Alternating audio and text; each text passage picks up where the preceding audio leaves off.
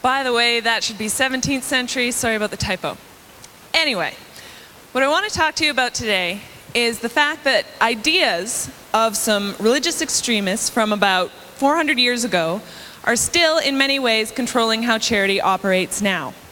Now, the zealots that I'm talking about were the Puritans, who came from England to the New World in around 1600s, and their lives were controlled by the fact that they believed in an angry God who loved productivity but hated pleasure. So this put the Puritans in a kind of a tough spot because they had to work super hard and gather up wealth, but they weren't allowed to enjoy it. So what they did about this was they did what we would today consider charitable giving. And that kind of solved the problem for them because through charitable giving, they could work super hard and get as much wealth as they wanted to, but then give it away real quick before they had a chance to enjoy it and be sinful.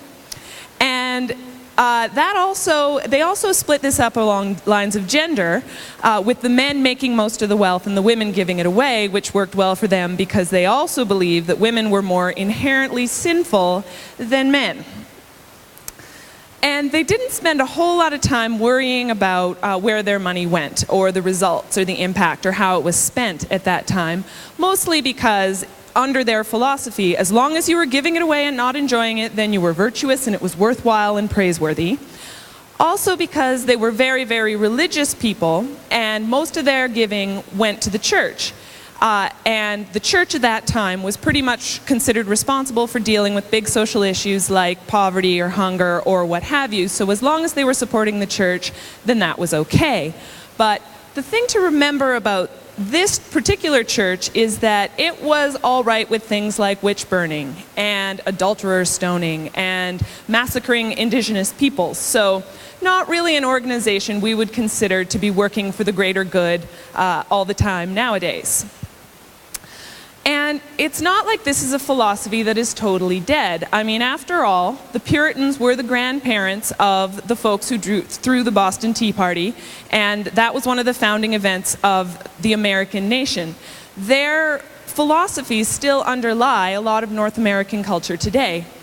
But despite that, I think that nowadays we pretty much reject most of Puritan thinking. We don't really believe that work is the highest priority of every lifestyle and that that's healthy. We don't really think women are inherently evil or, stuff like that anymore. Mostly we reject it.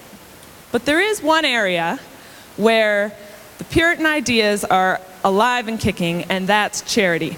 One piece of evidence for this is the fact that it's still treated as women's work.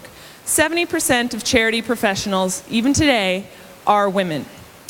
And another area where it affects us a lot is in the way we decide which charities deserve our support.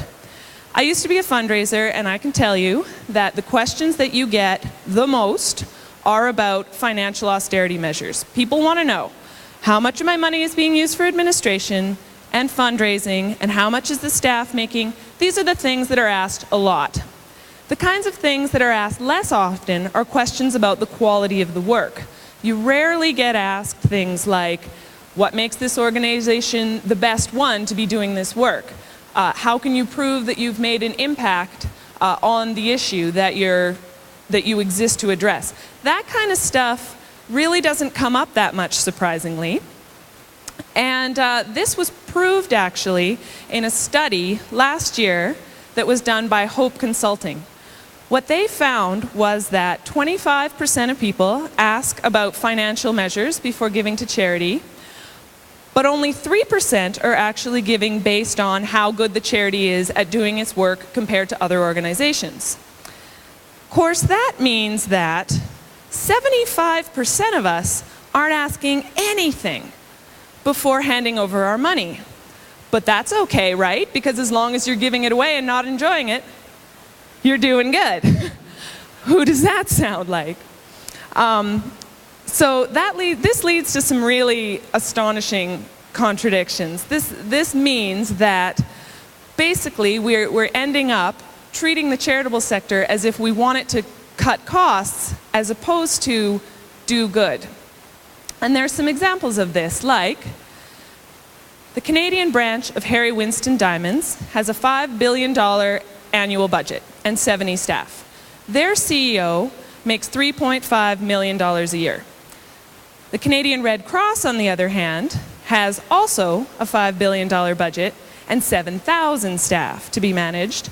Their CEO makes $250,000 a year. So for the privilege of devoting her life to good, this woman has had to take a 1,400% pay cut. She has to have the same education, the same background. One could argue her job is actually harder than the guy with the 70 staff, but it doesn't matter because charity has to be self-sacrificing or it's no good, so she has to sacrifice. It's okay to make money, apparently, this is what we're saying, mining or drilling or selling diamonds, but it's not okay to do it saving lives. Another example comes from Money Sense magazine, which publishes a top 100 charity list every year. The criteria they use to decide these top charities are 100% financial austerity measures, fundraising efficiency, that kind of thing. Not a word about the quality of the work that's being done or whether the missions are actually being delivered on. I find that unbelievable. But here's the thing. We can choose to change this. We don't have to continue to labor under this self-sacrificing guilt thing that we inherited from the Puritans. We can choose to do more good and have more fun doing it by supporting organizations that can prove that they're having an impact. I mean, the Puritans have been dead for 400 years. Who's going to stop us?